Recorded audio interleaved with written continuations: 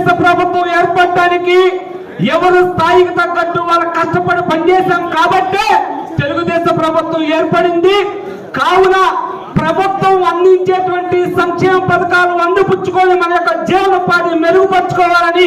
ఏకైక లక్ష్యంతో పనిచేసినటువంటి ప్రభుత్వం ఏదైనా ఉందంటే అది తెలుగుదేశం ప్రభుత్వం అని కూడా ఈ సభాముఖంగా తెలియజేస్తున్నాను. మనమందరం కూడా కులాలకి, మతాలకి, వర్గాలకి, పార్టీలకి అతీతంగా భావితరాల భవిష్యత్తుకి అనుగుణంగా ఈ నాయి బ్రాహ్మణ సామాజిక వర్గాన్ని సమాజంలో ఆర్థికంగా, రాజకీయంగా, సామాజికంగా తగినటువంటి గుర్తింపు ఉండే విధంగా కూడా